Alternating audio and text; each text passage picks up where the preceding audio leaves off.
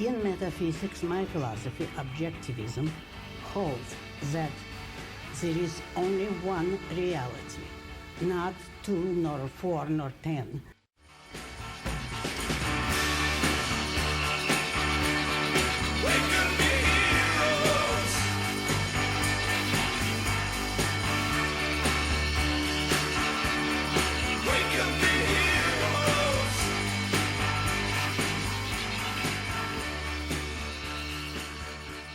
Hey everyone, welcome to Reality.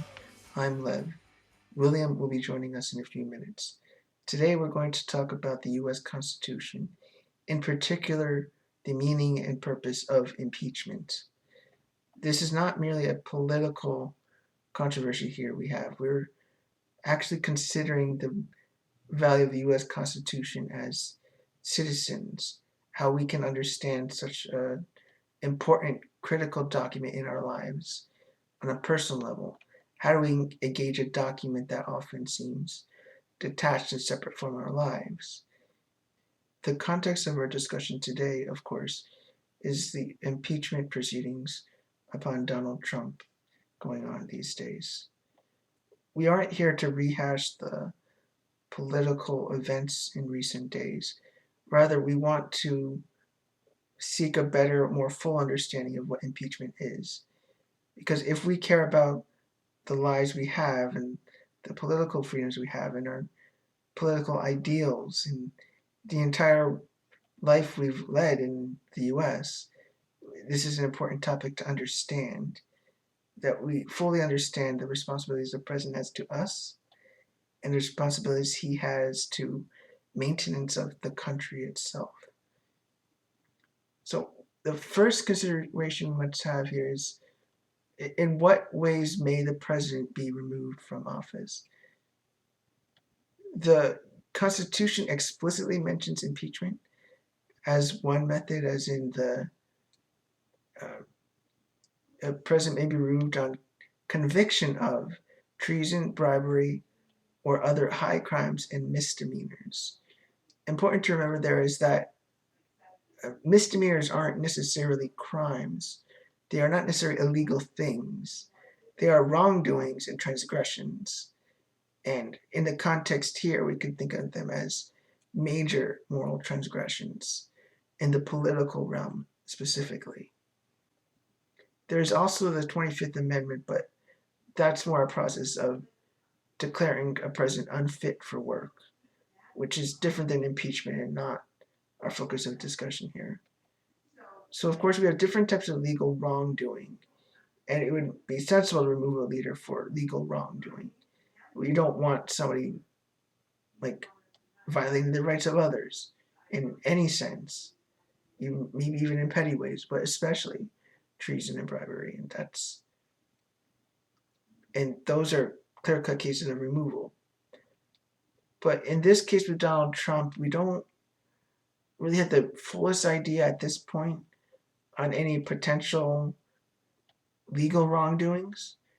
There's questionable aspects maybe we can ask, but as far as legality, we don't want to focus on that right now. There's too many open-ended, and everything's debatable and arguable until maybe whatever happens with the proceedings, whatever's revealed by subpoenas and whatnot.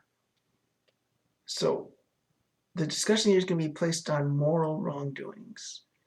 Of course, illegal actions can often be moral wrongdoings, but here we're trying to focus on the entirety of the president, the meaning of the presidency, and this is permitted in the U.S. Constitution. Given that this is a political issue, we are going to bracket off considerations of morality in other realms of life, whether it's in the person's private life or their interactions with other people that we don't see in public. Those are important in the character of a person, but we're focusing on the political character of President Trump.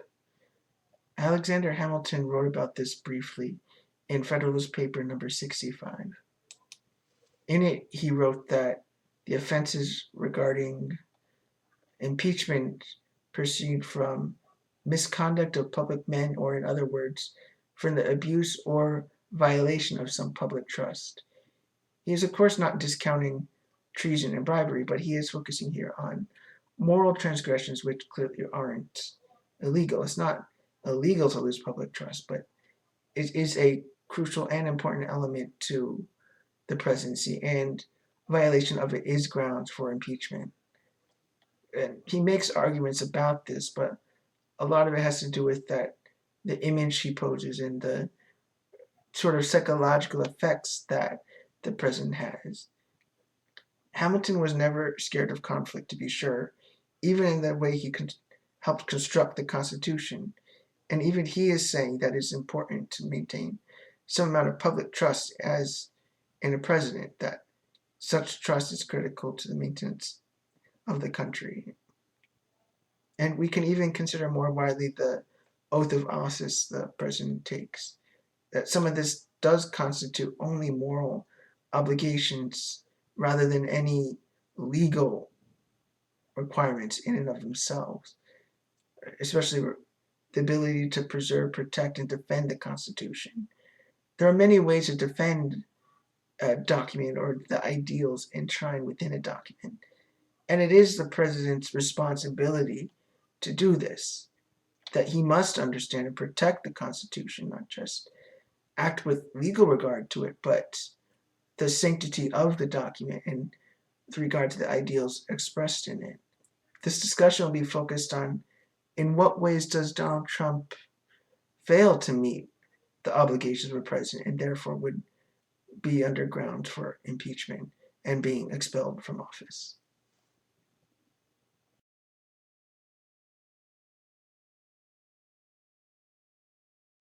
Hello, everyone, and welcome. My name is William, and I'm here with Lev. Hello, everyone.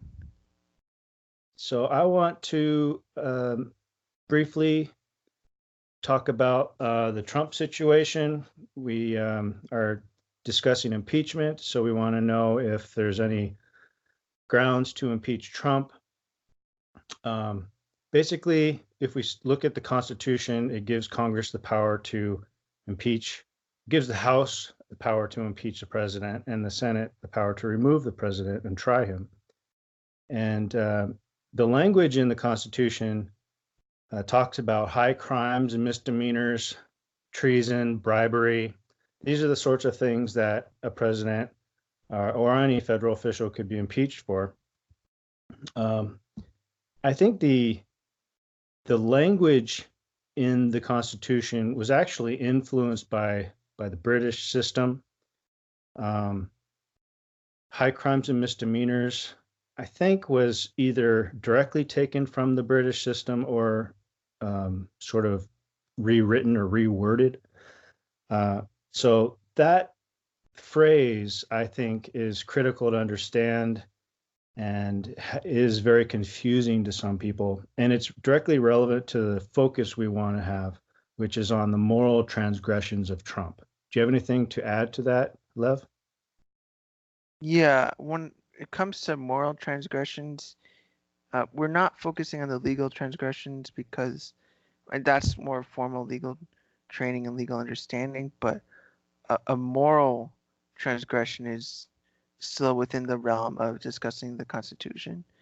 And that's especially relevant to us in our daily lives because we want to trust our government. We want to see if there's anything about the government we should be aware of and even participate in if necessary. We could, if we were persuaded of impeachment, we would want to take action, like say sending messages to your state representative or whatever it may be. So anyway, when it comes to the language of the Constitution, and it's similar to the British system, we're trying to find a way to discuss it that's focused on morality. Right. So I think in the British system, they talk about public trust. I might be wrong about that, but public trust is a phrase that Hamilton uses. Yes. And I think he adopted some language from the British parliamentary system. So that's kind of what I want to focus on. What is the public trust? What did Hamilton mean by it? And did he give us any explanation for the phrase he used in the Constitution, the high crimes and misdemeanors, or that the founders used? And I think that he mentions that a misdemeanor is, in his view, an injury done to society. That's kind of the phrase he uses in Federalist 65. Yes, 65. Yeah. So what do you think he meant by an injury done to society? I think it's always open to interpretation. The Constitution was written in that way that it can be modified and that we won't be infallible now and that we can make mistakes about our judgments here. So it's not supposed to be an overarching rule that we all must obey at all times. He's trying to get at the purpose here. I mean, we have our phrasing, but the phrasing's made in a way that it's identifying purpose rather than method. The purpose is we want public trust, that we can interpret that how we wish. Like the president's someone we want to trust. The executive branch is a branch we want to trust because it's a singular individual and we grant some very important powers to that individual. And we could even say that it's a singular person so that we can go to someone for blame, either positive, good deeds or bad actions. We want to have a face to our nation. And if we need to trust it, even if you disagree, there should at least be trust that they won't be some like an agent of a foreign power, which is one of the bigger issues early on in the U.S. history.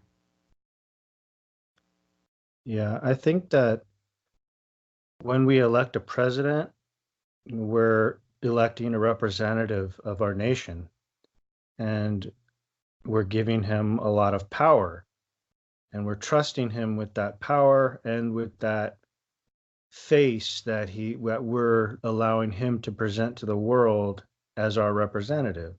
So we as the voters should have a lot of say in how he uses that power and how he portrays America to the world.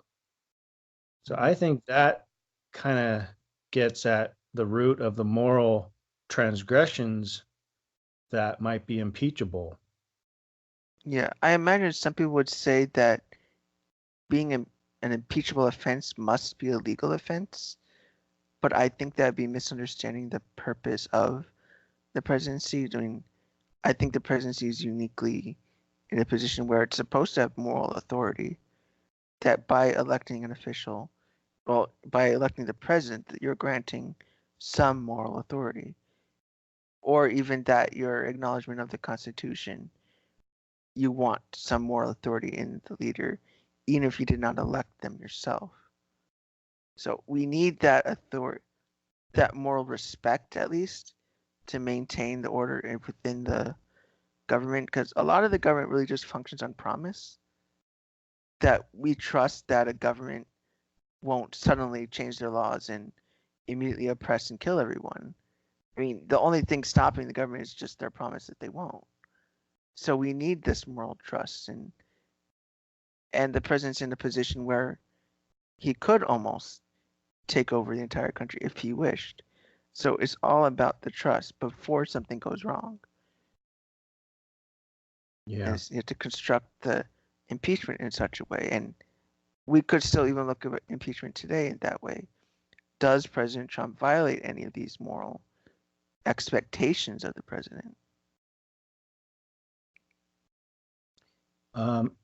I don't see it yet. I see that he is he's quite vulgar sometimes and distasteful, but I'm not sure if he's reached the level of moral transgression. I think certainly I don't think there's a case to be made that he broke the law in this Ukraine situation. I think that needs to be seen. There needs to be a lot more evidence for it. But in terms of just moral transgressions with Trump, I think his issues are that he just blurts out stuff. And I'm not quite sure I'm convinced that's, him blurting out stupid stuff is a moral transgression. I think it's not a good look, but I'm not sure he's actually like causing all kinds of problems for us that we wouldn't normally have had. It's just I think we would have had worse problems with Hillary. Let me just maybe change the perspective on that some. Well, just to recap the Ukraine situation, it's just that Donald Trump withheld money or military aid to the Ukraine, and unless they continued a corruption investigation into Joe Biden. And we're not trying to focus only on that one event here. I agree that I think it's questionable if there's any legal violation here. It might be questionable, but I don't think it's even quite a moral transgression here. It's not a legal nor moral transgression.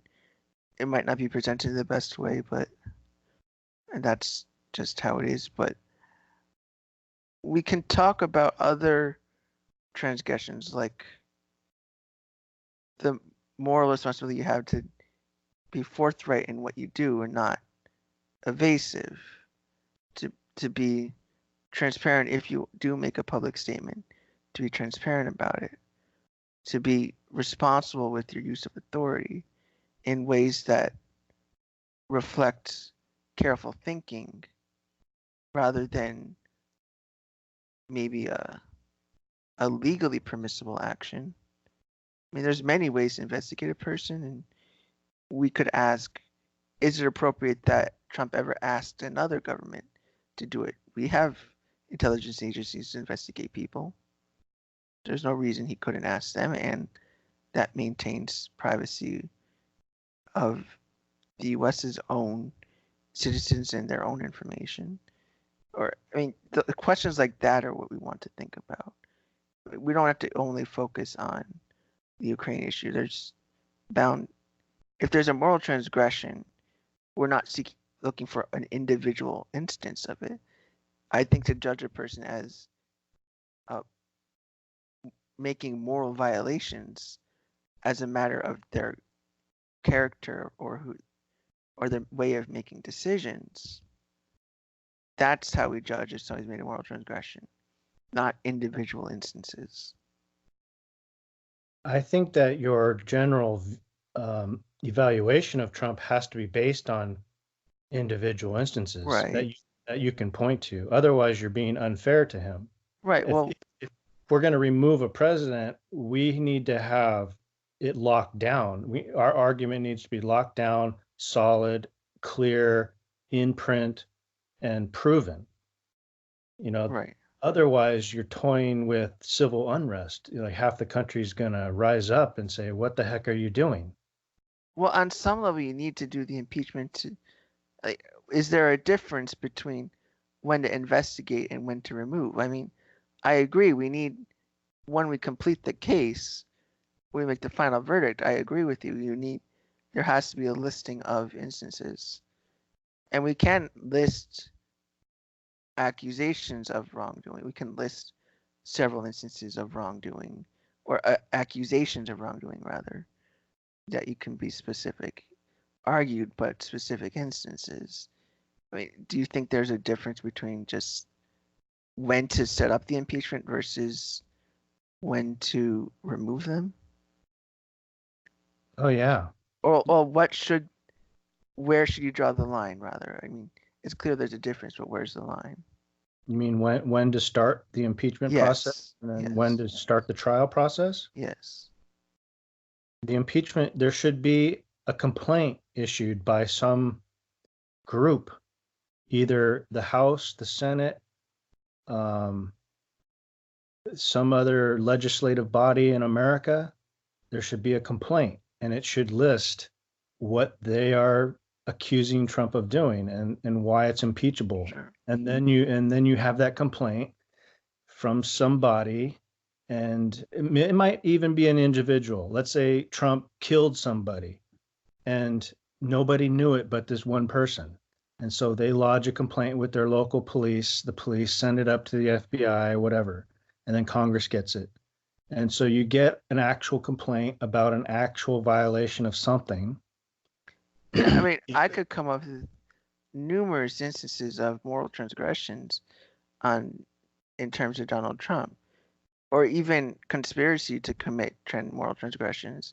I mean, that might sound a bit convoluted, but he's definitely had intentions to do bad things. He's wanted to enrich himself in, say, recently about he said he considered or was thinking about having a meeting among other world leaders at one of his hotels, and that's a clear violation, especially a moral transgression there, because I mean it should be without a given that you don't use your own buildings. You would use a government institution, a government building, some representation of the U.S. government.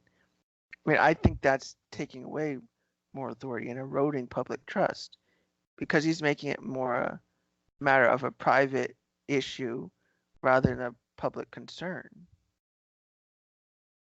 Well, that would be a specific complaint that you could Right. lodge to your representative. And then if your representative thinks that it represents everyone else's opinion, they could take it up further. Right, but don't you think there's numerous instances with Donald Trump about this kind of thing? If there are numerous instances, someone should collate them and put them in the form of a complaint. Well, yeah, do you want me to list them all right now? What? I mean, do you want me to list them all? Because I can go on and on about all the things he's done that reflect a Well, lack not of moral talking about authority. forming a complaint right now. I mean, this is something that would have to be done by Congress. You could send a Yeah. letter to your congressman. I mean, I'm saying that if there is such a long list, then put it together and send it to your congressman. Well, I could say that the Democrats in the House aren't doing that. I mean, that would be an issue, I think. I mean, I think there's a clear case to be made, and I think as citizens we should take a stand on it, and we don't need to say, oh, let's let our representatives decide, because on some of our representatives are, well, those are the ones we directly elect, and those are the ones that should do what we say, or at least on a majority, or they should hear what we say, and we need to take some stand on that. I mean, you're right that we need to have some position or just some skepticism always. You don't want to jump to judgment immediately, but I think it's worth acknowledging his moral transgressions. Well, definitely. I mean, he's got a lot of flaws, but I'm not sure all of them would rise to impeachment. I mean, you got to consider that almost half the country voted for him. Yeah. So he did lose the popular vote, but still he won the electoral college, and that's quite an achievement. And we have to respect that in some way, and we can't just remove a president because we don't like his style or the words he uses. He has to actually injure society. And so you'd have to prove, Right. if we use Hamilton's criteria, we'd have to prove that he's done a moral injury to society in general. Well, how would you determine if there's been moral injury to society? That's the question. What qualifies as an injury done to society? Well, I guess maybe what I'm trying to ask is what type of moral transgression qualifies? Like, we could say there's moral transgressions like maybe not telling your doctor something. I mean, it's not as extravagant as murder, but it would be a moral transgression. I mean, On the other So hand, I don't think such a thing would be impeachable. It's not a political concern. It's like so a let's political say he comes up with some foreign policy that turns an ally against us in war. the Kurds. Then you'd have to say, well, look, this guy, his actions were so deplorable that he turned an ally into an enemy. That's what he did, though. Trump did this actually. So Yeah. So this might be a grounds for that. well, But are the Kurds actually our enemies now? They're not attacking us. They haven't declared war on us. I mean, So doesn't it would have to be, I think it would have to be something extreme, like he turns Russia, not Russia, but like France into an enemy and France declares war on us. Then we'd have to look at Trump and go, what the heck are you doing? And we might impeach him for that. He didn't commit a legal violation of the Right. law, but he was such an ass that he got us into a war with an ally. hmm I do see what you Something mean. like that. Or that is more cut and dry. Your example. The Kurd situation is definitely arguable, but I mean, it's so hard in modern day because there's so much geopolitical stuff going on that I don't know if it could ever be that clear cut. I don't know. Like it could even be civil unrest. Like let's say he forms some policy, domestic policy that 90% or maybe let's say just 75% of the people hate so much that they protest in Washington for 5 months. Yeah. And then Congress should look at it and go, what the heck is this guy doing? And he's causing an injury to society. He's disrupting society to the extent where it's debilitating for the nation. And I think that would be an injury to society. I follow what you're saying. William, do you have any other thoughts about the way society could be injured? Because it doesn't seem like a society itself can be injured. It's not an individual entity. How could you injure an individual entity? Right. I think that like Ayn Rand might say that society is not its own physical entity. So, in a sense, society doesn't exist itself. And so how can you injure it? But I think what Hamilton meant is that we're injuring all the people individually in society. So it's not that society is a thing that you're hurting. It's that society is a collective of individuals. Each individual is being hurt by the president. So that's how I would understand or explain the Hamilton's criteria and giving him the benefit of the doubt, because I think the founders were much clearer on what society meant. Today, socialists might think, oh, well, there's no individual, there's just the collective. But really, the founders, I think, understood it and understood what they meant by society. Yeah, I feel like I pretty much agree with the way you phrased that. I wouldn't change anything about it. And there's still so much more we could talk about with impeachment, but I think it's been a really good talk so far. And like I'm looking forward to your conclusion statement. I'm really curious how you wrap it up. Thank you. And I look forward to it, and I'll talk to you all in a minute. Yep. Bye, everyone.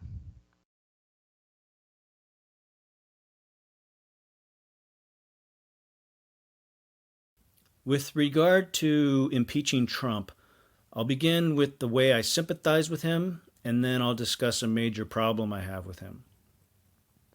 It's important to remember how and why he was elected. He ran on a campaign to make America great again. And by that, he meant he was going to drain the swamp. He saw a lot of problems with our government, and he wanted to go in and fight corruption and fix things. Now, he also received a substantial majority of the Electoral College votes. He got 304 versus Hillary's 227. So it wasn't very close in the Electoral College.